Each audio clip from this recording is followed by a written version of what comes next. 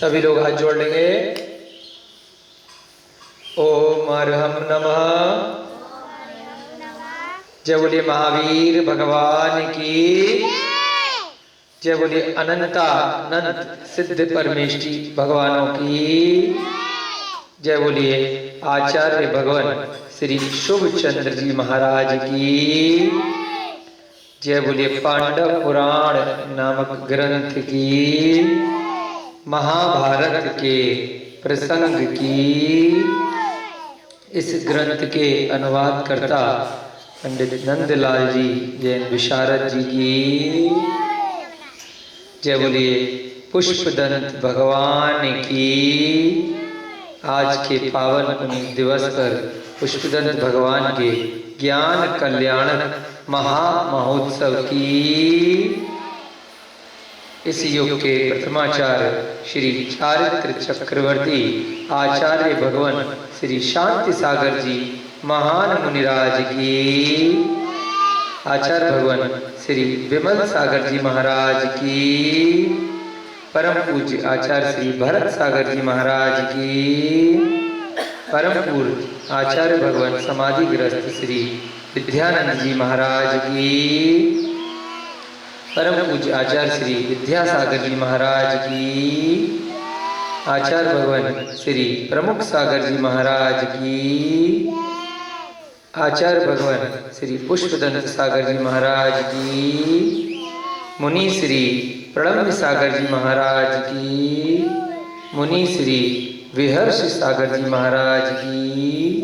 शिक्षा गुरु मुनि श्री अनुमान सागर जी महाराज की, माताजी श्री चैतन्यमती माता जी की, सभी ज्ञानदानम गुरुकुल के नन्हे मुन्ने बच्चे, सभी छात्र छात्रागण, सभी अध्यापकगण एवं सभी आगंतुक अतिथिगण, अन्य श्रेष्ठीगण एवं वीडियो के माध्यम से सुन रहे सभी श्रावकगण, सभी को सादर जय जिनेन्द्र, जय दू जिड़ांदो।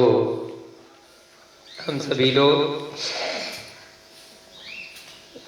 पांडव पुराण नामक इस ग्रंथ का स्वाध्याय कर रहे हैं। बहुत अच्छी रोचक कथा चल रही है। हमारे स्मरण शक्ति का भी परीक्षण हो रहा है।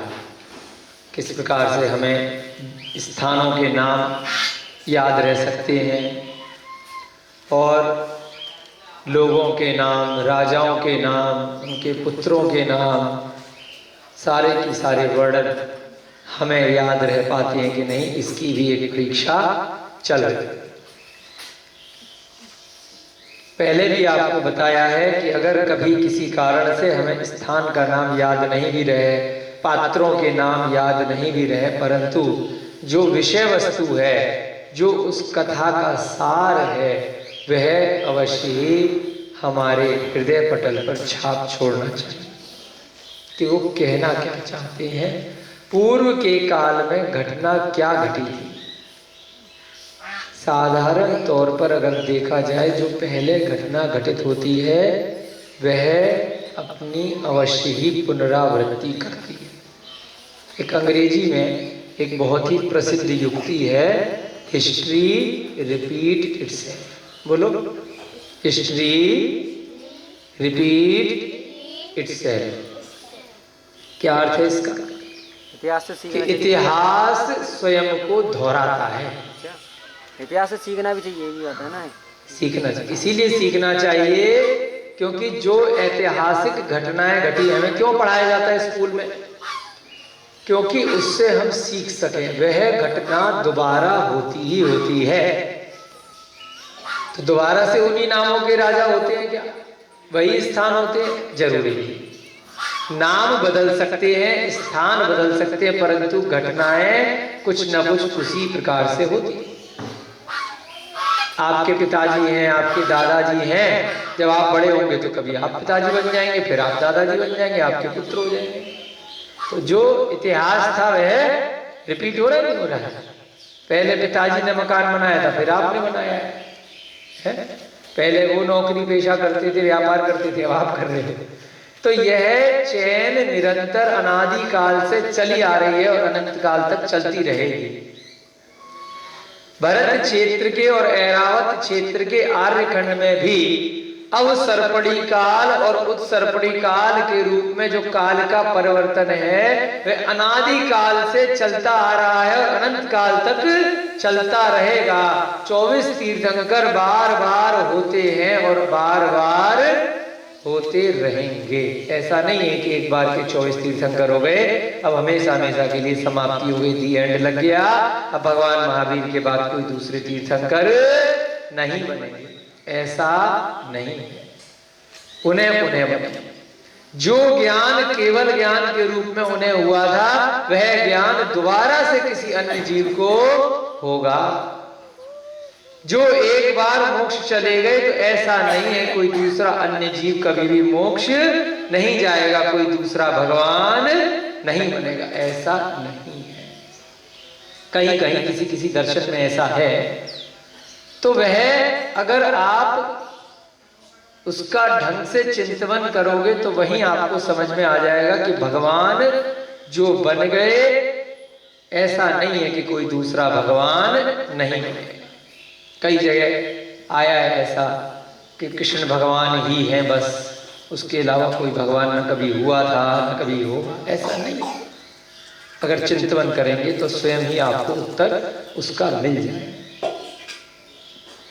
ब्रह्मा विष्णु महेश हैं तो उसके अलावा कोई दूसरा भगवान कभी बन ही नहीं सकता है, ऐसा नहीं।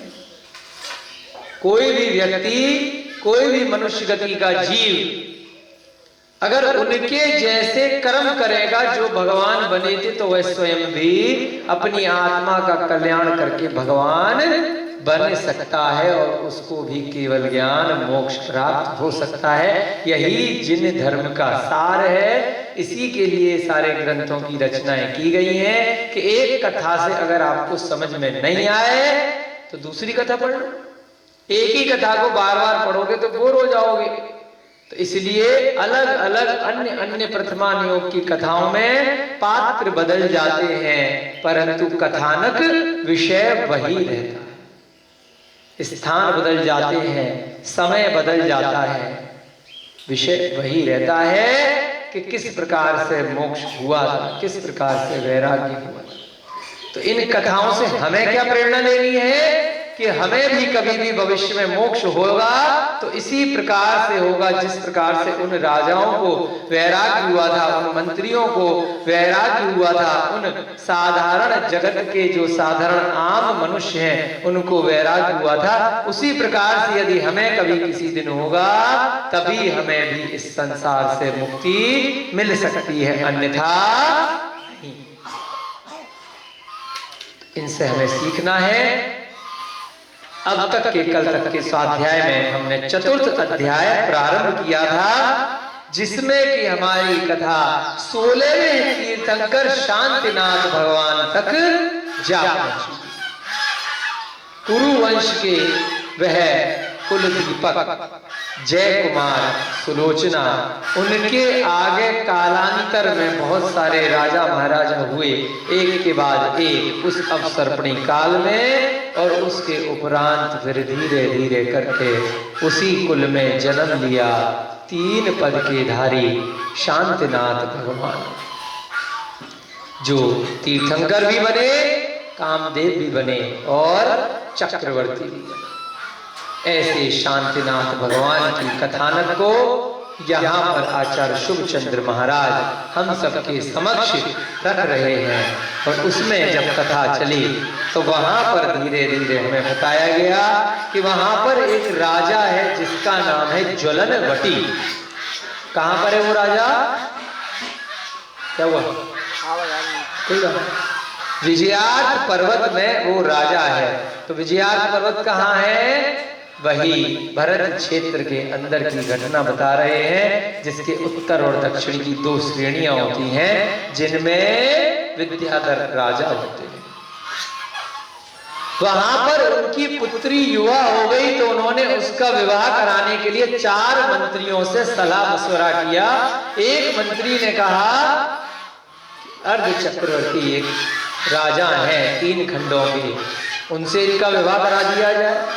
तो दूसरे मंत्री ने कहा नहीं नहीं, अश्वग्रीव की तो बहुत उम्र हो गई है, तो 9 गुण देखने चाहिए वर में, अच्छी वधू के लिए अगर वह 9 गुण हैं तब विवाह करना चाहिए। कौन कौन से गुण हैं? निरोग होना चाहिए, रोगी नहीं होना चाहिए, योग्य वय का हो, यानी कि आयु इत्यादि ठीक होनी चाहिए, वय का तात्पर्य और चेक करेंगे एक बार। कुलीन होना चाहिए, अच्छे कुल का होना चाहिए, शीलवान हो, धर्मशास्त्र का ज्ञाता हो, सुंदर हो, सुडौल हो, धनी हो, बहु कुटुंबी हो और बलवान। तो दूसरे मंत्री ने कहा देखो इसके अलावा और भी बहुत सारे राजा हैं, जैसे सिंहरथ है, यमरथ है, अरिंजय है, हेमरथ है, धनंजय है, उनमें से किसी से कर दो। तीसरे मंत्री ने कहा श्रुत सागर ने कि देखो एक बार की बात है, सिद्धकूट चैत्यालय के दर्शन करने हम गए थे, वहां पर राजा सुरेंद्र कात नाम के नगर के मेघवाहन राजा थे, उनका पुत्र है जिसका नाम है विद्युत प्रभ। विद्युत प्रभ है, क्या नाम है? विद्युत प्रभ। और एक चोर था जो इसका नाम था विद्युत चोर, जिसको मोक्ष हो गया था, हमने कल की कथा में देखा था ना, भवदेव नाम का वह जीव जो बिल्ली बना था, सबको मारता था, वह विद्युत चोर के नाम से हुआ, फिर भीम नाम का मुनि बना। ठीक है ना? यहां पर क्या है पुत्र का नाम? विद्युत प्रभ। तो विद्युत प्रभ नाम का उनका पुत्र है। वहां पर सिद्धकूट चैत्यालय के दर्शन करने जब हम गए थे तब वहां पर चारण रिद्धिधारी मुनिराजों का आगमन हुआ था, तो उनके पिता मेघवाहन ने अपने पुत्र के भविष्य के बारे में पूछा था।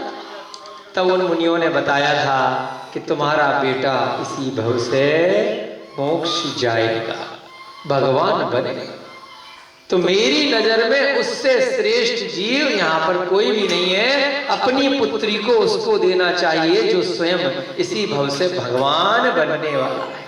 तो देखिए कितना पुण्य है और कितना अच्छा रिश्ते का प्रपोजल है कि भाई ऐसे ऐसे शादी करो जो मुनि बनेगा भविष्य में, और जो मोक्ष जाएगा तो अपनी पुत्री को भी कभी ना कभी वह मार्ग मिलेगा। उनके पीछे पीछे क्या पता वो भी चली जाए। फिर चौथे ने कहा, चौथे ने क्या कहा कि भाई ऐसा है, सबकी बातें ठीक हैं, लेकिन हमारी पुत्री को सभी राजा महाराजा बहुत चाहते हैं, अगर किसी एक से हमने विवाह कर दिया तो बाकी के राजा नाराज हो जाएंगे, तो एक काम करते हैं इसका स्वयंवर कर देते हैं, उसमें सबको बुला लेते हैं। तो इस प्रकार से वह चौथा मंत्री भी अपना प्रपोजल रख करके बैठ गए। आगे की कथा देखते हैं कि क्या होने जा रहा है। उससे पहले प्रतिदिन की भांति हम सभी लोग मिलकर के क्या करेंगे? मंगलाचरण करेंगे।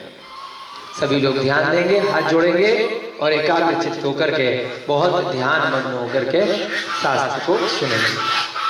मंगलम भगवान वीरो मंगलम गौतमो गणी, मंगलम कुंद कुंदाद्यो जैन धर्मोस्तु मंगलम, सर्वमंगल मांगल्यम सर्वकल्याणकारकम, प्रधानम सर्वधर्माणां जैनम जयतु शासनम, जैनम जयतु शासनम, जैनम जयतु शासनम। सर्वे श्रोतारः सावधान दया शृण्वन्तु। हमारे पवन जी एकदम बढ़िया बोलते हैं, पूरा मंगलाचरण बहुत सुंदर। राजा ने अपने नीति निपुण मंत्रियों को सम्मतियां सुनकर उन सबको विदा कर दिया तथा सभ्भिन्न श्रोत नामक एक निमित्त ज्ञानी को बुलवाकर जिज्ञासा कर। ठीक है, अब राजा भी बड़ा चतुर है, मंत्रियों को भी मंत्रणा कर ली, सलाह मशवरा कर लिया। ठीक है भाई, करनी तो अपनी है, क्यों भाई, बेटी का बाप है, सबकी सलाह ले ली, मंत्रियों की भी ले ली। फिर उसको ध्यान में आया कि हमारे एक नगर में एक बड़े श्रेष्ठी जन हैं जिनको है निमित्त ज्ञान। निमित्त ज्ञान भी बड़े तप के साथ में और बड़े विद्वता के साथ में, अध्ययन के साथ में। जैसे ज्योतिष ज्ञान होता है ना, कि ज्योतिष ज्ञान का मतलब ये नहीं होता कि भविष्यवक्ता हो गया या भगवान हो गया। वो एक गणना होती है, एक कैलकुलेशन होती है, ग्रह नक्षत्रों इत्यादि की स्थिति देखकर और स्थान की स्थिति देखकर उस हिसाब से किस राशि के जीव को उसका क्या फल पड़ेगा। कहीं कहीं वह गणना सही भी हो जाती है और कहीं कहीं विफल भी हो जाती है। तो उसी प्रकार से निमित्त ज्ञान होता है। तो निमित्त ज्ञान कई बार तप के माध्यम से, चरित्र के माध्यम से भी हो जाता है और कई बार बुद्धि की प्रगाढ़ता से, ज्ञान से भी हो जाता है, अभ्यास से भी हो जाता है। तो ऐसे निमित्त ज्ञानी जीव उस समय उनके नगर में थे, जिनका नाम था समभिन्न श्रोत। क्या नाम था? बोलो, कितने सुंदर सुंदर नाम है इस ग्रंथ में। समभिन्न श्रोत। पहले मंत्रियों को बुलाया, फिर निमित्त ज्ञानी को बुलाया और उनसे जिज्ञासा करी, हे पंडित प्रवर, हे ज्ञानी निमित्त ज्ञानी महापुरुष। क्या बोले? पंडित प्रवर, देखिए आप ही बता दीजिए मेरी कन्या स्वयं प्रभा का वर कौन होगा? पहले से थोड़ा बता दो। कहते हैं ना मैं एग्जाम में पास होऊंगा कि नहीं होऊंगा, बता दो पंडित जी। अरे बेटा तू तो बिल्कुल फेल होगा, तूने तो गलत सब्जेक्ट चूज कर रखा है। अच्छा ऐसी बात है, चलो देते ही नहीं पेपर। तो बहुत लोग वर्तमान समय के ये जो पंचम काल के स्वयंभू भगवानों के पास में पहुंच जाते हैं अपने भविष्य को पूछने के लिए। एक बार की बात है, हम कहीं एक प्रोग्राम में से आ रहे थे करनाल साइड से, तो वहां पर एक चौकी ढानी करके एक स्थान है। तो ऐसे देखने के लिए रास्ते में रुके, तो वहां पे देखा पंडित जी बैठ करके तोते को लेकर के दुनिया का भविष्य बता रहे, 50-50 रुपए में। उसको पेड़े में रख रखा था और वो कार्ड निकालता था, उसके पंख काट रखे थे उसको परेशान करने के लिए। पंख काट देते जिससे उड़े नहीं। वो पिंजड़े में से उसका ढक्कन खोलते, वो टुक टुक करके निकलता। बहुत सारे ताश के पत्ते बिछा रखे थे, उन पर कुछ ना कुछ लिखा हुआ था। कुछ चोंच से बेचारा एक पत्ता उठाएगा, बड़ी सारी महिलाएं बैठी थी, कोई 50 रुपये कोई 100 रुपये की फीस थी। जो पत्ता निकलेगा उस पर कुछ लिखा है, उसके हिसाब से अरे तेरा भविष्य ये होगा, तेरा भविष्य ये होगा, तेरा भविष्य ये होगा। अपने मन में 4-6 डायलॉग लगा दिए। हम हमारे एक मित्र साथ में, हमने पंडित जी से पूछा, पंडित जी आपका अभी 10 मिनट बाद क्या होने वाला है, आपको मालूम है? कह रहे नहीं बिल्कुल ये होगा वो होगा, अपनी कहानियां रटी उन्होंने। फिर हमने कि भैया वाइल्ड लाइफ एक्ट में आप जो है तोता नहीं रख सकते, इस प्रकार से उस पर अत्याचार नहीं कर सकते। तो आपका तो तोता 10 मिनट बाद जाने वाला है, मालूम है आपको? कह रहे नहीं मालूम है। उसके बाद तोता उठाया और चलते हुए पंडित जी पीछे पीछे कि भैया छोड़ दो।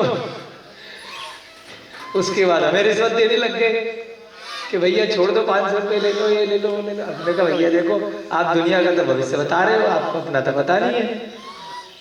उसके बाद जो है हमने कहा नहीं भैया देखो आपने अत्याचार किया है, बेचारे तोते के पंखों काट के रख रखे हैं और ये गलत है, आपको ऐसा नहीं करना चाहिए।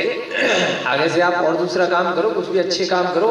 इस बेचारे ने क्या बिगाड़ा, जिंदगी भर आपने उसको इतने साल से कैद कर लिया छोटे से पेड़े में, वो क्यों नहीं उड़ पा रहा है? क्योंकि पंख काट देते है ना। और बेचारा क्या करेगा, बाहर निकलेगा, उसको खाना तब मिलेगा, ट्रेनिंग दे देते हैं कि पत्ता उठाएगा। उसके बाद उस तोते को लेकर के आ गए और उसके बाद अभयदान पक्षी अस्पताल खुल गया। तो पहला पेशेंट था।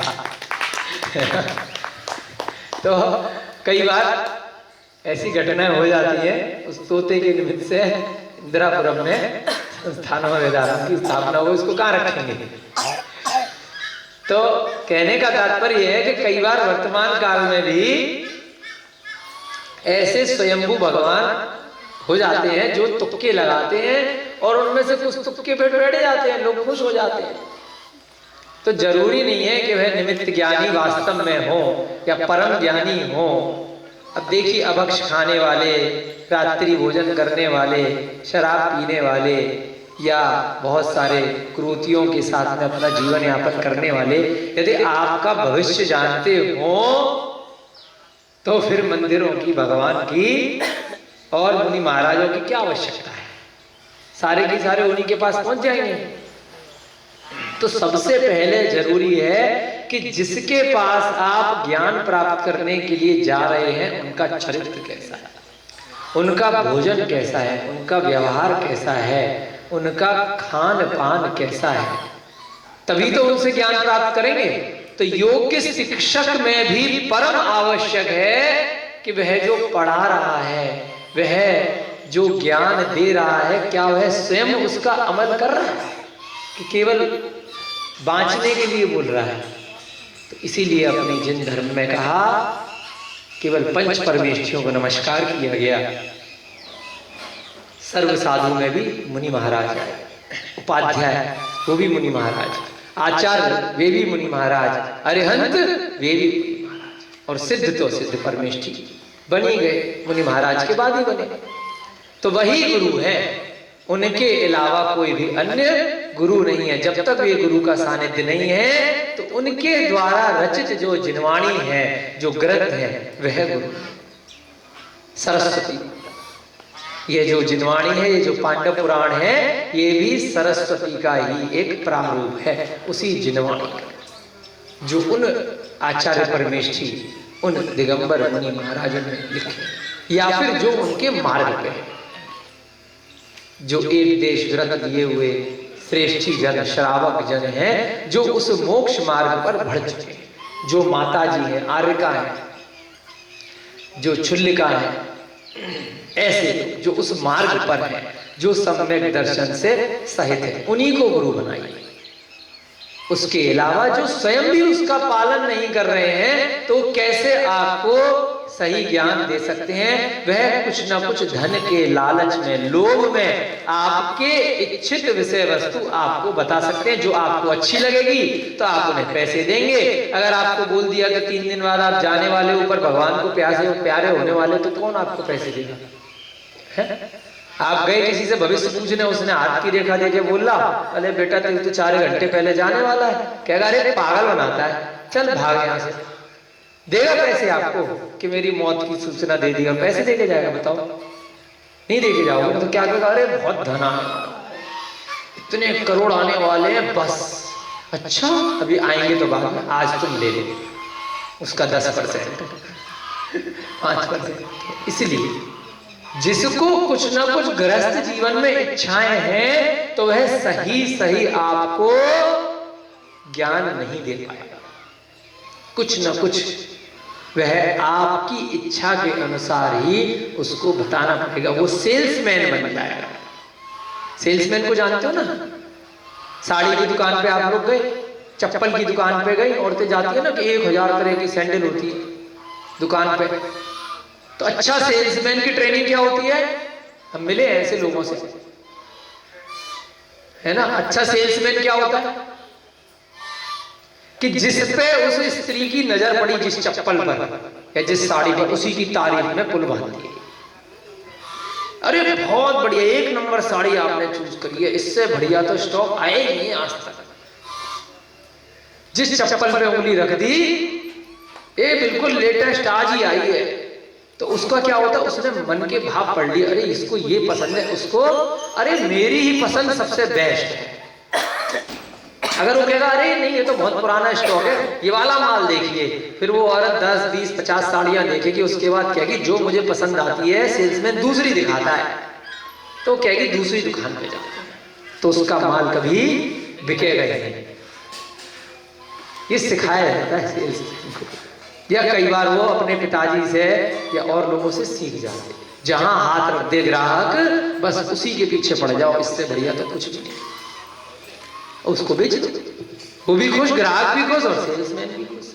तो ऐसे ही वह ज्योतिषी होते हैं वर्तमान समय के, कि जैसा आपको सुनना है वैसा आपको बता देंगे, आप उनको बढ़िया से खुश करके जाओ। परंतु यहाँ पर क्या निमित्त ज्ञानी की बात आई है, तो थोड़ा सा हमने वर्तमान समय में बताया कि वर्तमान समय के जो ज्योतिषी और स्वयंभू निमित्त ज्ञानी, उनके चक्कर में आप मत पड़ना। अपनी आत्मा का कल्याण करना, अपने व्रत उपवास करके सम्यक दर्शन, सम्यक ज्ञान प्राप्त करके सम्यक चारित्र को ग्रहण करने का प्रयास करना। अपने आप से निमित्त ज्ञान हो जाएगा। जैसा हमने देखा सुना है आचार्य विमल सागर महाराज को, उन्होंने कहीं निमित्त ज्ञान प्राप्त करने के लिए कहीं पर किसी और के पास नहीं गए, अपने आप से हो गया। जब अपनी आत्मा में इतने लीन हो गए, बहुत उनको जो घटना घटित होने वाली होती थी वो पहले से आभास हो जाता था। ऐसे ही पूर्वाचार्यों में उदाहरण आता है अंतिम श्रुत केवली भद्रबाहु स्वामी का। उन्होंने भी निमित्त ज्ञान के आधार से पता कर लिया था कि 12 वर्ष का अकाल पढ़ने वाला है। एक बच्चे के थोड़ा सा एक आवाज सुनकर के, पालने में बच्चा था, है ना, उसने कहा हटो हटो, इस प्रकार से कुछ कहा, तो उससे उन्हें लग गया कि 12 साल का अकाल पड़ने वाला है इस उत्तर भारत में, वाराणसी में। तो कहाँ चले गए? पूरे हजारों साधुओं के साथ में दक्षिण भारत की तो निमित्त ज्ञान की। तो ऐसे ही निमित्त ज्ञान से उस राजा ने किससे पूछा, क्या नाम था? सब भिन्न श्रोत नाम, कि आप ही बता दो कि मेरी कन्या का स्वयं प्रभा का वर कौन होगा।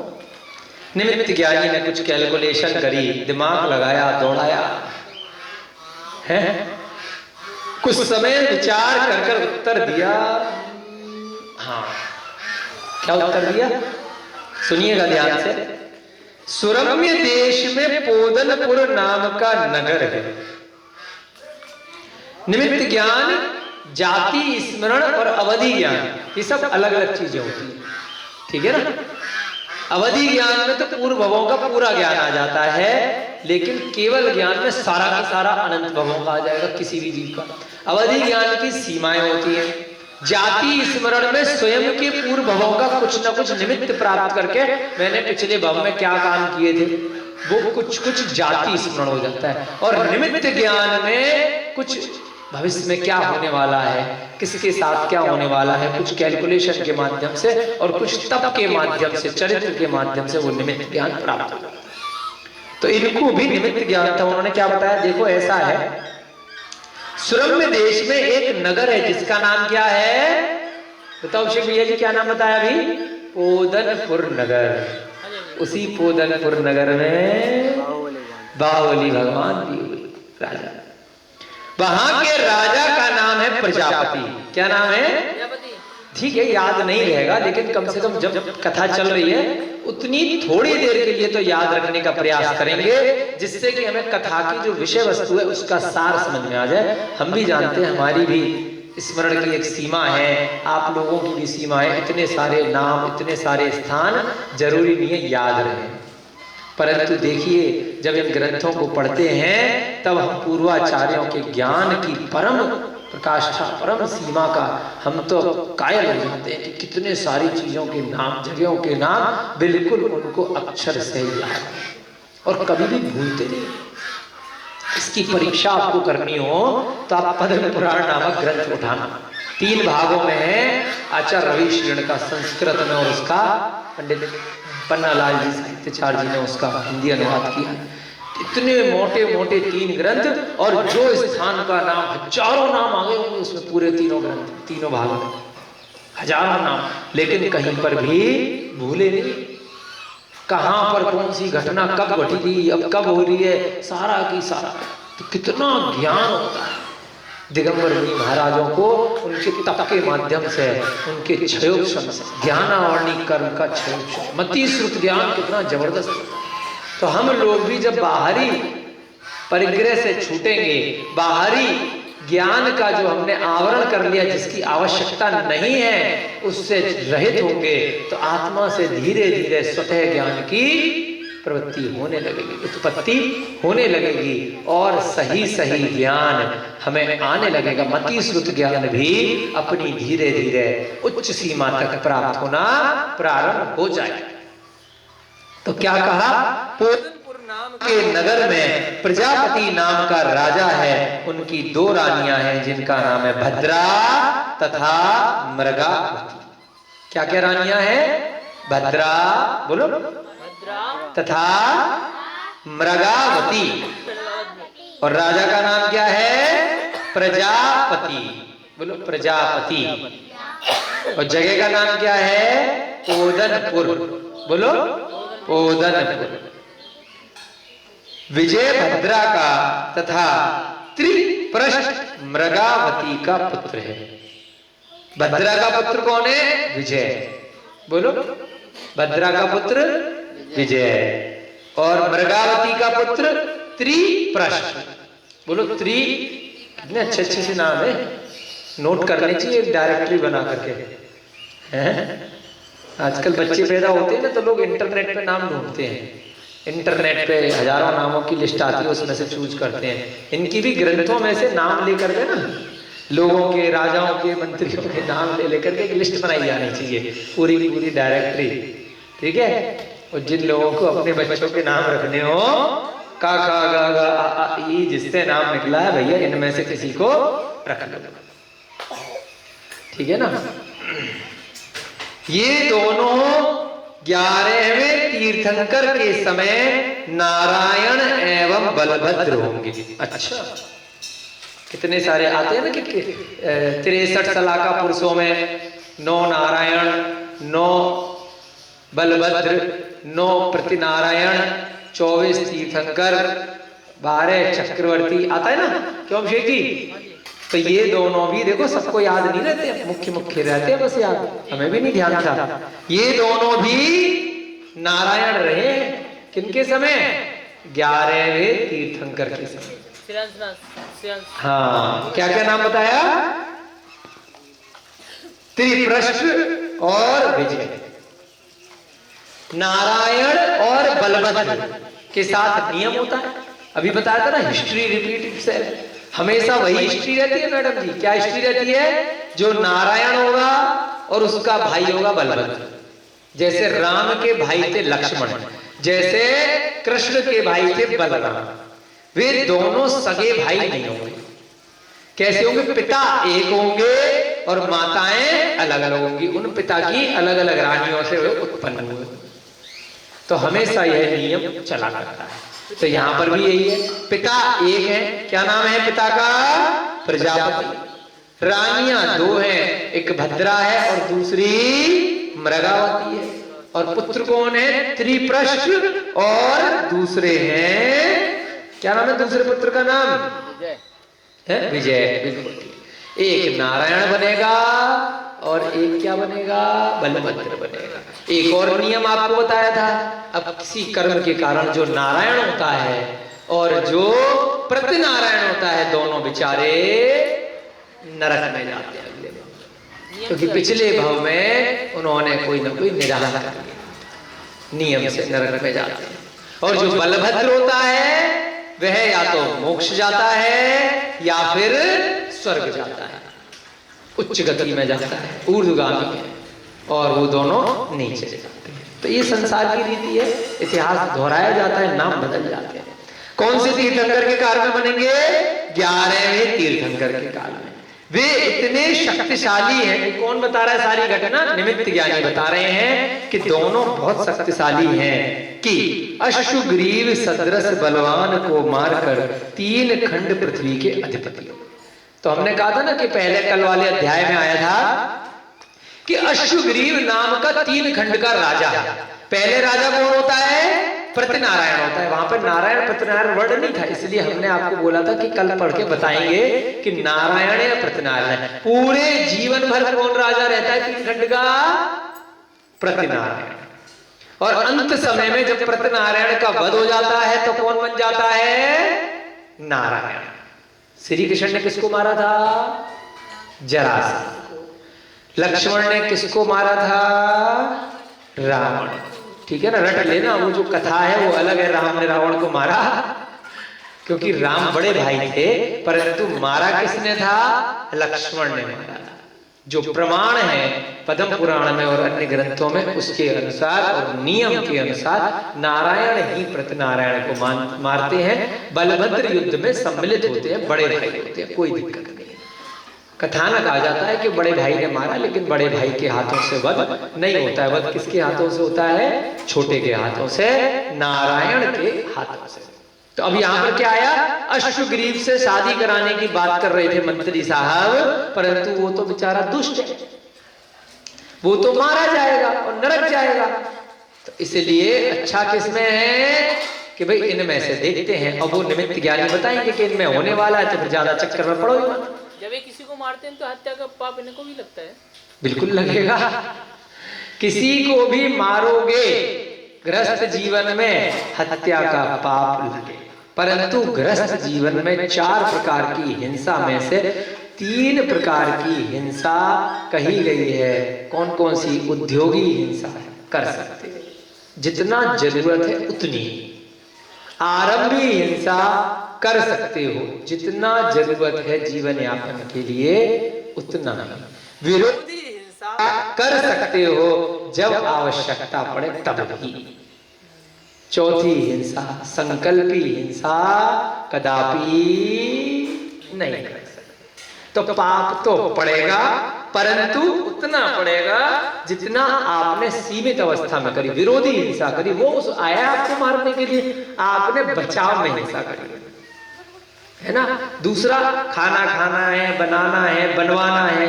अब आप बोलो कि भाई बनाने में हिंसा होगी, भाई दूसरे लोगों से बनवा लो, कृतकार्य अनुमोदना की तो होगी ना, खा तो रहे हो ना। तो आरंभी हिंसा है ना। तीसरी, भाई व्यापार करोगे, राज्य चलाओगे, तो दूसरे लोगों से काम कराओगे, कुछ भी व्यापार कराओगे, तो उसमें जीरो हिंसा नहीं है। चाहे सबसे कम हिंसा बताई गई है कृषि में, सबसे कम, परंतु सबसे कम है, जीरो नहीं है, न्यून नहीं है। व्यापारी लोग मतलब व्यापार में श्रेणी दी गई है कि कृषि में सबसे कम है, जैनियों के लिए सबसे ज्यादा उत्तम है कृषि। लेकिन बेचारे जैनी लोग करते नहीं। आचार्य शांतसागर महाराज ने करी, कृषि करी उन्होंने, व्यापार में दुकानदार आदि, दुकानदार इत्यादि। इसीलिए बोला उसके बाद श्रेणी दी गई कि भाई चलो कपड़े का व्यापार कर लो, उसमें ध्यान रखो चमड़े का नहीं होना चाहिए, सिल्क का नहीं होना चाहिए, मांस का नहीं होना चाहिए व्यापार में। उसके बाद थोड़ा थोड़ा बोला कि भाई जौहरी का व्यापार कर लो, कुछ ऐसी वनस्पतियों का, औषधियों का व्यापार कर लो। कृषि से रिलेटेड कोई भी कार्य करेंगे तो सबसे कम हिंसा है। परंतु यदि फूड का व्यापार करेंगे, प्रोसेस्ड फूड का, कृषि में तो हिंसा कम बताई है, खेती में ज्यादा। हाँ, अगर आपने रेस्टोरेंट खोल लिया, रात में 11, साढ़े 11, 12 बजे तक आप खाना बना करके बेच रहे हो, अभक्ष्य बेचने का पाप लगेगा। खुद तो आपको जरा सा खाना है, आप 100 लोगों को रोज खिला रहे हो शाम को। तो अगर आपको रेस्टोरेंट खोलना है तो पाप लगेगा, भोजनशाला खोलनी है तो पाप नहीं लगेगा। भाई दिन में भोजन कराओ, शुद्ध भोजन कराओ, धर्मशाला में, मंदिरों में भोजनशाला का पाप नहीं लगेगा, उसमें तो आप शुद्ध भोजन करा रहे हो ना, अभक्ष्य नहीं दे रहे हो किसी को भी, आप प्राशुभ करके। अब यहाँ पर अपनी जैसे भोजनशाला चल रही है तो पाप थोड़ी लग रहा है, यहाँ तो शुद्ध भोजन बना रहे हैं। भाई बाजार का आटा नहीं आएगा पिसा हुआ पैकेट का, बाजार के मसाले नहीं आएंगे, बाजार का केमिकल का सामान नहीं आएगा। अगर जबरदस्ती आपने भोजनशाला चलाई और उसके बाद सारा की सारा वही अभक्ष्य खिला रहे हो, आप रात्रि में खिला रहे हो, तो इससे अच्छा तो भैया मत चलाओ। क्यों पाप का बंधन अपने लिए कर रहे हो? जिसको जो खाना है वो बाहर रेस्टोरेंट में खा लेगा, समोसे, कचौड़ी, पिज्जा, कोल्ड ड्रिंक है। आप क्यों बेच रहे हो?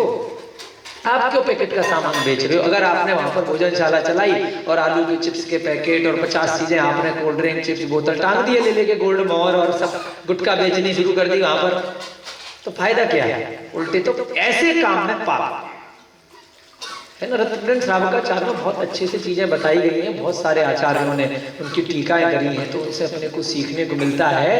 आप चाहे महावीर जयंती का जुलूस निकालो, आप चाहे 10 लक्षण में बड़े बड़े प्रोग्राम करो, और अगर उसमें आपने अभक्ष्य खिलाया, रास्ते में स्टॉल लगा लगा करके चिप्स के पैकेट बांटे, फ्रूटी, कोल्ड ड्रिंक, चिप्स, बहुत सारी 50 चीजें खिलाई, तो इससे अच्छा तो ना करो। आपके धन का दुरुपयोग हो रहा है, पाप की तरफ जा रहा है। पाप आपको मिलेगा, जिसने खाना वो तो खाएगा, वो तो बाहर भी खा लेगा, आपका फोकट में खा लेगा, उसको क्या पता। आप क्यों खिलाते हो? इससे अच्छा आप जूस पिलाओ, आप प्राशुद्ध जल पिलाओ। पंच कल्याणक के प्रोग्राम में भी अगर आपको खाना भोजन कराना है तो शुद्ध खिलाने में दिक्कत क्या है? क्यों आप बाजार का खाना मंगा करके पैकेट का खिलाओ पंच कल्याण का भी प्रोग्राम में? थोड़ा सा कष्ट होगा लेकिन आपको पाप नहीं लगेगा। तो हम लोगों ने जितना स्वाध्याय किया उसके हिसाब से तो हम तो यही प्रेरणा देते हैं, अगर धर्म के कार्य में भी, मंदिर के कार्य में भी अगर आपको भोजन खिलाना है, चाहे 1000 लोगों को खिलाना है, चाहे 100 लोगों को खिलाना है, तो आप बाजार का 6 महीने पुराना आटा उसमें प्रयोग ना करें, 3 महीने पुराना, है ना, कोई भी मसाले बाजार के पैकेट के, है ना, और ऐसा तेल इत्यादि ऐसा सामान, चाहे दूध घी इत्यादि है, वह बाजार का आप प्रयोग ना करो। आपकी घर की गाय का है, जितना सीमित अवस्था में उतना करो। कोई जरूरी है पनीर खिलाना ही खिलाना है पैकेट का ला करके, केमिकल वाला है, इंजेक्शन वाला या नकली वाला, क्या जरूरत है? दूसरी चीज खिला दो। डालडा खा सकते हैं, बाजार का नहीं खिलाओगे तब तक आपको दोष नहीं लगेगा, तो करो क्यों? वनस्पति से बनता है ना वो। बाजार का है ना, अच्छा अच्छा। जो आपको, जैसे हम चौके में खाना खिलाते हैं ना शुद्ध, उसमें आपको पाप नहीं लगेगा, कदापि पाप नहीं लगेगा। आपने जो दूसरा बाजार का खाना बाजार के लोगों को खिला दिया, भंडारा लगा दिया, तो उसमें आपको खुशी तो मिल गई, परंतु अगर सूक्ष्म दृष्टि से देखा जाएगा तो कोई पुण्य का आश्रय आपने नहीं किया, कोई फायदा नहीं है उस धन का। तो इसीलिए जो दान बताए, केवल और केवल 4 प्रकार के दान बताए। आहार दान की श्रेणी में उत्तम, मध्यम और जगत। इसके अलावा जो भी आपने खिलाया वो आपका टाइम पास है। आप वर्तमान समय में आपने भोजन कराया गरीबों को, आपको मंचमाला मिल जाएगी, अभी के अभी मिल गया, बात खत्म हो गई। आपकी आत्मा में कोई आपको पुण्य का आश्रय नहीं हुआ, वो दान की श्रेणी में नहीं। पात्र के हिसाब से देखना है, और उन पात्रों को आप क्या खिलाओगे? उत्तम, मध्यम, जगत को आप बाजार की चीजें खिला दोगे क्या? डालडा खिला दोगे क्या?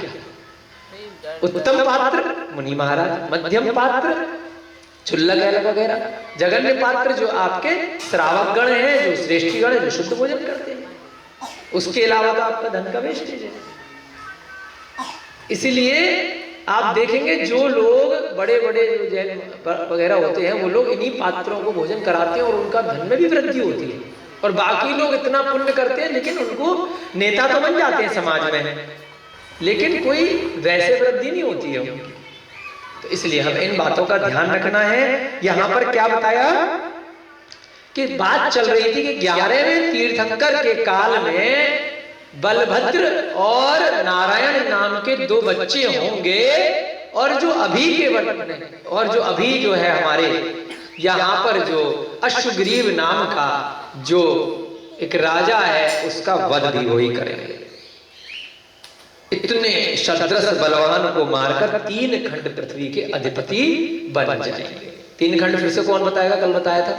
हाँ पवन जी बताओ, 3 खंड कौन कौन से होते हैं? एक आर्यखंड और होता बेटा। हाँ बोलो आर्यखंड, बोलो आर्यखंड, हाँ वेरी गुड। और 2 मलेच्छ खंड, विजयार पर्वत के नीचे वाले। तो इन 3 खंडों के राजा को बोलते हैं बोलो अर्ध चक्रवर्ती, और दूसरा नाम होता है इनका नारायण। पहले कौन राजा होता है इन 3 खंड का? प्रतिनारायण, बोलो प्रतिनारायण। हाँ, ये सब 63 सलाका पुरुषों के अंतर्गत ही आते हैं, नारायण भी और प्रतिनारायण। 14 पृथ्वीनारायण, 14 कुलकर सब है ना, 14 नारायण, 14 कुलकर नहीं आते 63 सलाका पुरुषों में, क्योंकि कुलकर तो चतुर्थ काल से पहले हो जाते। तो आते हैं, तीर्थंकर आते हैं, चक्रवर्ती आते हैं, नारायण, प्रतिनारायण और बलभद्र। कुलकर नहीं आते, है ना, क्योंकि कुलकर तो उससे पहले के काल में होते हैं। ये जो 63 सलाका पुरुष होंगे वे सारे की सारे इसी अवसर्पणी के जैसे चतुर्थ काल में और उत्सर्पणी के तृतीय काल में, जो 24 तीर्थंकरों का काल है उसके बीच में। ठीक है, अब देखिएगा क्या बताया। तत्पश्चात अय है गजब त्रिपृष्ठ संसार भ्रमण करता हुआ इस काल खंड का। मैडम आपके लिए बड़ी इंपॉर्टेंट बात आ रही है, ध्यान से सुनो जरा। जो त्रिपृष्ठ है ना, जो अभी नारायण बनेगा, जो मारेगा, त्रिपृष्ठ संसार भ्रमण करता हुआ इस काल खंड का अंतिम तीर्थंकर होगा। जय बोलिए महावीर भगवान की। देखिए यह महावीर भगवान का जीव आदिनाथ भगवान के काल में उनका पोता था मारीच, कमंड हो गया। उसके बाद एक इंद्रिय पर्याय भी नहीं छोड़ी, जाना पहुंचा निगोद में चला गया कि मतलब एक इंद्रिय पर्याय तक कीड़े मकोड़े मच्छर मक्खी सब बन लिया, वनस्पति का एक घमंड के कारण। उसके बाद दोबारा से मौका मिला, फिर से मौका मिला तो नारायण फिर चला गया नीचे, फिर भ्रमण शुरू कर दिया। ये संसारी की दुर्दशा देखो। और फिर उठा, किस्मत तो देखो बार बार परीक्षा ले रही है उसकी है। और फिर जाकर के निमित्त ज्ञानी ने बताया कि वही जीव इसी स्थान का अंतिम तीर्थंकर बनेगा इस कालखंड का। यानी कि ये जो अवसर काल चल रहा है चतुर्थ काल में 11वें तीर्थंकर के बाद में धीरे धीरे करके कितने तीर्थंकर निकल जाएंगे। उसके बाद फिर पड़ा रहेगा उन्हीं योनियों में। क्या भयानक दुर्दशा है भाई साहब। तो उन्हें पढ़ के लगता है कि हम इतने घमंडी हो रहे हैं ना कि अरे जिनवाणी मिल गई पंचम काल में, अरे मोक्ष तो पक्का हो गया। हे प्रभु, नारायण बन चुका था वो, फिर नरक चला गया। देखो तो बहुत सारे लोग कहते हैं ना कि साक्षात भगवान है, ये है वो है। भैया ज्यादा अतिशोक्ति किसी की मत करो इस समय है। किसी का कुछ पता नहीं है, अपना भी कुछ नहीं पता है। जिनवाणी का स्वाध्याय मिल रहा है बहुत अच्छी बात है, लेकिन इसमें भी बिल्कुल भी मान कषाय मत करो कि 4 शब्द पढ़ लिए बहुत बड़े पंडित हो गए और हमसे बड़ा श्रेष्ठी ज्ञानी महापुरुष कोई भी नहीं है और दूसरे सारे महामूर्ख। जहां ये मान आ गया, समझ रहे भैया जी, सबके लिए, हम हमारे लिए सबके लिए है ये घटना, सीखने के लिए। उसके बाद तो सीधे नीचे ही जाना है ना। ज्ञान के साथ में मृदुलता आनी चाहिए, कषाय कम होनी चाहिए। अगर बढ़ रही है तो ज्ञान नहीं है, अज्ञान है। ज्ञान का मद है, अभिमान है, घमंड है, मुझसे ज्यादा ज्ञानी कोई नहीं। तो जितनी सरलता आएगी ज्ञान के साथ में, उतना आपका पद धीरे धीरे अपने आप उच्च होगा। जितनी भाषा में सौम्यता आएगी, जितनी मृदुलता आएगी, जितनी शांति प्रियता आएगी। तो इसलिए इस प्रसंग से सीखना है कि त्रिप्रष्ट नाम का वह जीव जो नारायण जैसे पर्याय में पहुंच गया, वह भी दोबारा से फिर से गिर पड़ा और संसार भ्रमण करता हुआ बाद में जाकर के अंतिम तीर्थंकर होगा। इसलिए 3 खंड पृथ्वी तल के भावी स्वामी से ही कन्या का परिणय करना चाहिए। अब उसने निमित्त ज्ञानी ने कैसे बताया कि भाई देखो, हमने तो निमित्त ज्ञान से देखा है अश्वग्रीव की जगह इससे विवाह होगा इसका, और बाकी के जो मोक्षगामी इस भव से हैं, हमें तो भैया तीसरे वाले मंत्री की बात ज्यादा अच्छी लग रही थी कि इसी भव में मोक्ष चला जाएगा, ज्यादा बढ़िया है, काम खत्म होगा, है ना। लेकिन नहीं, जैसा निमित्त ज्ञानी ने बताया, भाई कहीं ना कहीं से कोई ना कोई पूर्व भव का उन लोगों का रहा होगा संबंध, जैसे कबूतर कबूतरी का सुलोचना जय कुमार का रहा। तो इस कारण से उस निमित्त ज्ञानी ने क्या बताया कि पृथ्वी तल का जो भावी स्वामी है त्रिप्रष्ट, उससे इस कन्या का विवाह हो। इस संबंध के उपरांत आप विद्याधरों के स्वामी कहलाएंगे। जब ये संबंध हो जाएगा तो आप इन सब विद्याधरों के स्वामी कहलाएंगे। यह सुनकर उन्हें अपार हर्ष हुआ तथा देखिएगा, जो हमने बात आपको प्रारंभ में बताई थी, ध्यान से देखिएगा, हमने आगे पढ़ा नहीं था, हमने तो वर्तमान समय के परिप्रेक्ष्य में बताया था। सुनना मैडम कि ये जो निमित्त ज्ञानी है मुनि महाराज नहीं है, ये ज्ञान को धारक करने वाला कुछ कैलकुलेशन करता है और कुछ तप इत्यादि करता होगा। तो क्या कहा, यह सुनकर राजा को बड़ा हर्ष हुआ तथा उस निमित्त ज्ञानी को बहुत सा धन देकर संतुष्ट किया। मुनि महाराज होते तो धन लेते क्या, ठीक है ना। तो उसने मन की बात बोली बढ़िया से, अच्छा रिश्ता होगा तुम्हारी बेटी का। अरे वाह बढ़िया बोला। और अगर बोल देते कि भाई तुम्हारी बेटी का तो पति जाने वाला, जिससे शादी करेगी वो मर जाएगा, क्या अच्छा तुझे बताता हूँ, धनवंत तो दूर, तेरे को जेल में बंद कर देते हैं, तू ऐसी उल्टी सीधी बातें बोलता है। तो इसलिए सारे जो गृहस्थ जीवन के लोग होते हैं ना, वो खुश करने वाली बातें ही बोला करते हैं। तत्पश्चात क्या किया उसने, निमित्त ज्ञानी को बहुत सारा धन दिया, उसे संतुष्ट किया। बहुत सुंदर हमारी बेटी की शादी भावी नारायण से होने वाली है, और जो भविष्य में तीर्थंकर बनेगा, अंतिम तीर्थंकर, उससे होने वाली है, इससे अच्छा क्या हो। तत्पश्चात राजा ने एक चतुर दूत को बुलवाया कि भाई दूत साहब आओ। चतुर होता है, दूत के आगे हमेशा चतुर लगा रहता है, तभी वह दूत होता है, ठीक है ना। हमारे पवन जी भी ऐसे अच्छे से दूत बनेंगे, ठीक है ना, चतुर होते, इंटेलिजेंट होते हैं। उससे निवेदन पत्र तथा रत्न आदि उपहार सौंप दिया। एक चिट्ठी लिखी बढ़िया सी है। क्या किया राजा ने, एक चतुर दूत बुलवाया। कौन से राजा ने, जिसकी बेटी है, क्या नाम है राजा का, ज्वलन जटी, ज्वलन जटी, ज्वलन बटी याद आती है हमको, गोलियां खाते ना आयुर्वेद में, हिंगवटी, कौन कौन सी हिंगवटी, ज्वलन जटी। उसने क्या किया, जैसे ही निमित्त ज्ञानी से सुना कि प्रजापति के बेटे से इसका होगा, तो दूत को बुलाया और एक चिट्ठी लिखी।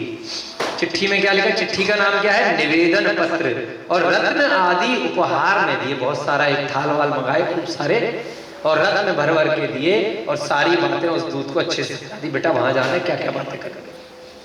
और प्रजापति महाराज की सेवा में भेज दिया। कहां पे भेजा, पिताजी के पास जाएंगे ना रिश्ता लेने, सीधे बेटे के पास चले जाएंगे। क्यों पवन जी, तुम्हारी शादी होगी तो किसके पास लेके जाना पड़ेगा, है राजा रानी, है तुम्हारे पिताजी के पास ही जाएंगे ना। तो प्रजापति राजा के पास में चिट्ठी लिख के दूत को भेजा। दूत शीघ्र ही अपने निर्दिष्ट स्थान पर पहुंच गया। निर्दिष्ट माने जहां का उद्देशित स्थान है, जहां पर निर्देशित किया गया है, उस राज्य में पहुंच गया। उसने पहुंचते ही राज दरबार में भेंट तथा पत्र रख दिए। राज दरबार में गया, पत्र रखा, और जो इतनी सारी भेंट लेकर के आया था वो रख दिया, और प्रणाम करके निवेदन किया, राजा जी की जय हो, जय हो, जय हो, जय जिनेन्द्र, जय जिनेन्द्र। हे नाथ, महाराज ज्वलन जटी की हार्दिक अभिलाषा है कि उनकी रूपवती कन्या स्वयं प्रभा को अपने सुपुत्र त्रिप्रष्ट के लिए स्वीकार करें। अब कोई जरूरी नहीं होता राजा के लिए स्वयंवर करना ही करना है। चारों मंत्रियों की मीटिंग बिठाई, एक ने कुछ कहा, दूसरे ने कुछ कहा, चौथे ने कहा स्वयंवर करो। उसने कहा भाई ठीक है, टाइम क्यों खराब करें, इतने लोगों को बुलाएंगे, इतने लोगों की दावत करनी पड़ेगी, इतना इंतजाम करना पड़ेगा। फिर स्वयंवर में पहले भी सुना झगड़े हो जाते हैं, अगर इसने किसी के गले में माला डाल दी, दूसरे ने युद्ध कर दिया, खाली पीली फिटरामा हो जाएगा, नाराज हो गया। तो उन्होंने कहा निमित्त ज्ञानी को बुला करके पूछ लेते, एक ही से डायरेक्ट शादी कर देते, क्या दिक्कत है। तो उनने निमित्त ज्ञानी की बात मान ली, और निमित्त ज्ञानी की कहे अनुसार दूत को भेजा, और वहां पर प्रजापति राजा से कहा कि देखिए, हमारे राजा ज्वलन जटी की हार्दिक अभिलाषा है कि उनकी पुत्री है रूपवती, जिसका नाम है स्वयं प्रभा। उनकी इच्छा है कि आपके सुपुत्र त्रिप्रष्ट के लिए उसका विवाह कराया जाए, स्वीकार किया जाए। तत्पश्चात पत्र द्वारा समस्त विवरण जानकर प्रजापति ने उसका योग्य सत्कार किया। प्रजापति ने कहा ये तो रिश्ता लेकर के आए हैं, है ना, हमारे भैया जी भी जा रहे हैं रिश्ते के लिए, हुआ कल सुनने में आया था, अच्छी बात है, बाद में पूछेंगे कक्षा की बात, हमें तो अभी याद आया, है ना। तो जो रिश्ते की बात लेकर के आता है तो उसका बड़ा अच्छे से योग्य सत्कार किया जाता है। अपनी तरह किसी शास्त्री जी से करना बढ़िया से, जो धर्म का आगे प्रभाव ना करे, है ना, ऐसे ऐरे गहरे से नहीं करेंगे। आपकी शादी अच्छे से कराएंगे, यहीं पे पूरा बढ़िया सुनपुरा में तीर्थंकर लेंगे। सिद्धार्थ भैया है अपने, उनका विवाह चक्रवर्ती विवाह होने जा रहा है 4 दिसंबर को गजपंथा में। तो बड़े अच्छा पूरा जैन विधि से, वीगन विधि से तो अपन सारे लोग चलेंगे, ठीक है ना। गजपंथा में शिविर लगाएंगे, 3 दिन का वही कथानक सुनाएंगे दिसंबर में, ठीक है ना।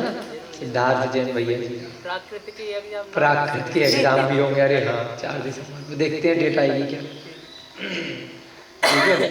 तो ऐसे चक्रवर्ती विवाह आप भी करना अच्छे से, ठीक है, कोई दिक्कत नहीं है। बाद में दीक्षा इच्छा दिलवाएंगे क्या है? तो ऐसे ही वहां पर प्रजापति ने उस दूत का बड़े अच्छे से स्वागत किया। उत्तर में स्वीकृति का पत्र लिखवाकर दूत को विदा कर दिया। स्वीकृति माने स्वीकार है, स्वीकार है, स्वीकार है, हामी भर दी, चिट्ठी लिखी, बढ़िया दी। अरे भैया इससे बढ़िया क्या रिश्ता होगा, बहुत सुंदर, अति सुंदर। विदा करते समय दूत से कहा, जैसी तुम्हारे महाराज की अभिलाषा है वैसा ही होगा, तथास्तु। दूत वहां से प्रस्थान कर अपने राज्य रत्नूपुर जा पहुंचा। कहां के राजा थे ज्वलनजटी? रत्नूपुर के। और ये कहां के थे? पूदनपुर के। जो कुछ उन्होंने दूत से कहा था वह ज्यों का त्यों उसने कह सुनाया। उसने वैसा की वैसा अपने राजा को सुना दिया। और जो पत्र उन्होंने दिया था वह महाराज को सौंप दिया। ये लीजिए, उन्होंने एक चिट्ठी लिखी है, आप पढ़ लो इसको। पत्र के लिखे अनुसार ज्वलनजटी स्वयं अपनी पुत्री को साथ में लेकर अत्यंत वैभव के साथ पूदनपुर पहुंच गया। पत्र में लिखा था, देखो विवाह तो स्वीकार है, लेकिन जो है आपको आना पड़ेगा शादी करने हमारे पूदनपुर में। हम बारात लेकर के नहीं आएंगे, बात ठीक है। अब भाई पत्र में लिखा था, इतना तो चलता है, कभी लड़की वाले चले जाते हैं तो कभी लड़के वाले चले जाते हैं बैंड बाजा लेकर के। हैं क्यों, आप कहां पर आए थे? आप भी लड़की वाले आए थे, ठीक है ना, क्या दिक्कत है? जहां जिसका बैठ जाए सिस्टम। उसका आगमन सुनकर प्रजापति स्वयं अगवानी के लिए आया। अब जब अपनी बेटी को लेकर के वहां पहुंच गए पूदनपुर में, तो प्रजापति खुद आया गेट पर अगवानी करने के लिए। राज्य के जो गेट होता है, बड़ी धूमधाम के साथ उन्होंने नगर में प्रवेश करवाया, बहुत धूमधाम के साथ, तथा एक सुसज्जित मंडप में ठहराया। बहुत सुंदर उनके लिए मंडप बनाया गया। तत्पश्चात विधि पूर्वक त्रिप्रष्ट के साथ स्वयं प्रभा का विवाह अत्यंत उमंग एवं उल्लास से किया। त्रिप्रष्ट नाम भी आपको याद रखना है। इन कथानकों से हमें कुछ ना कुछ, देखो जो अपन ने इधर उधर से प्रवचनों में बातें टीवी पे और इधर उधर नहीं सुनी है, देखी है, कुछ तो नया सुनने को मिलता है ना अपने को ग्रंथों के सार से, है ना। त्रिप्रष्ट पहले याद था आपको? नाम सुना था कभी? आज ही हुआ है ना, हमें भी आज ही हुआ है। हमें भी आज ही पता चला है कि ये अगले भाव में तीर्थंकर बनने जा रहे, 24वें तीर्थंकर, है ना। तो कुछ ना कुछ चीजें अपने को ध्यान में, इससे ज्ञान की प्राप्त होती हैं। सारी बातें जरूरी नहीं है कि अपन इतने पूरे दिन प्रोग्राम देखें, ये करें टीवी चैनल पे, यहाँ कुछ ना कुछ ग्रंथों के स्वाध्याय से भी हमें सीखने को नई विषय वस्तु प्राप्त होती है, उससे ज्ञान में वृद्धि होती है। ठीक है, हम भूल जाएंगे कोई बात नहीं, कभी तो दोबारा पढ़ेंगे, फिर याद आएगा, अरे हाँ त्रिप्रष्ट हमने सुना था 11वें तीर्थंकर के काल में नारायण बना था और बाद में वह भविष्य में 24वां तीर्थंकर बना, है ना। उससे पहले मरीज था। इस प्रकार से अलग अलग बातें आती हैं। चलो देखते हैं। तो उसके बाद इन दोनों का विवाह करा दिया गया। विवाह के उपरांत ज्वलनजटी ने अपनी जामाता को सिंह विद्या, नाग विद्या एवं तार्क्ष विद्या उपहार स्वरूप प्रदान करी। ज्वलनजटी ने क्या किया? जो राजा था ना ज्वलनजटी, वो कौन था? विद्याधर का राजा था। ध्यान है ना आपको। और ये वाले कौन से हैं? ये वाले तो पूदनपुर में भूमि गोचरी है, नारायण है, ठीक है ना। तो अपनी जामाता को, जामाता को भी समधी को बोला, किसको बोला? जमाता, समधी वही होते हैं, जमाई। अच्छा, जमाई राजा को, यानी कि त्रिप्रष्ट को क्या क्या दे दिया भाई? उसके पास विद्याएं थी, सिंह विद्या थी उपहार में। अपन लोग क्या लेते हैं उपहार में? फ्रिज दे दो, गाड़ी दे दो, स्कूटर दे दो, मोबाइल दे दो, एक फ्लैट दे दो। वो क्या देते विद्याधर लोग? सिंह विद्या। दहेज देखो तब से चला रहा, दहेज कोई दिक्कत नहीं है। सिंह विद्या देते हैं, नाग विद्या देते हैं और तार्क्ष विद्या देते हैं। ऐसी ऐसी विद्याएं दी कि जो जीवन में उसको हमेशा अपराजित बनाएंगी, कभी भी हार का सामना नहीं करना पड़ेगा। ऐसी ऐसी विद्याएं उपहार के स्वरूप प्रदान करें। समय बचा है थोड़ा बहुत आज का, ये हो गई टाइम पूरा। चलिए, आज की कक्षा का आपका समय हो रहा है। इन दोनों का विवाह हो गया। किनका? स्वयं प्रभा का और दूसरे कौन है? त्रिप्रश्न। याद रखो, बोलो त्रिप्रश्न। इनका विवाह हो गया। इतना अच्छा नाम है। ठीक है, पूर्व के भवों के नाम भी पता होने चाहिए हमको भगवानों के। तीर्थंकर बनने जा रहा है, ठीक है ना। जय बोलिए महावीर भगवान की, अनंतानंत सिद्ध परमेष्ठी भगवानों की, आचार्य भगवान श्री शांत सागर जी महान मुराज की, आज के पावन पुनीत दिवस पर पुष्पदंत भगवान के ज्ञान कल्याणक महा महोत्सव की, इस युग के प्रथमाचार्य श्री चारित्र चक्रवर्ती आचार्य भगवान शांत सागर जी महान मुनिराज की, आज आपके सुनपुरा नगर के निकट में दादरी नगर में, वहाँ पर मुनि महाराज विमर सागर महाराज बहुत सारी अनेकों पीछियों के साथ विहार करके आने वाले हैं। हम सबका पुण्य का उदय है। आज हम दिन में सभी लोग महाराज जी के विहार के लिए, उनको श्रीफल चढ़ाने के लिए कि सुनपुरा नगर में भी ग्राम में उनका आगमन हो, उनके चरण पर है, ऐसी मंगल भावना के साथ 30-40 पीछिए महाराज जी के साथ में बहुत सारे मुनि महाराज हैं, उनका आगमन यहाँ के लिए हो, ऐसी मंगल भावना के साथ जो भी लोग 2 बजे हम यहाँ से जाएंगे और महाराज जी के विहार में सभी बच्चे लोग, बड़े लोग जो जा सकते हैं विहार में सम्मिलित होंगे। अगर अपन सबका पुण्य का उदय आया तो महाराज श्री का यहाँ पर आगमन हो सकता है। ऐसी मंगल भावना के साथ सभी लोग आचार्य भगवान विमर सागर महाराज जी के दर्शन के लिए जाएंगे। जय बोलिए महावीर भगवान की। सभी को जय दो जुड़न दो, जय जिनेन्द्र।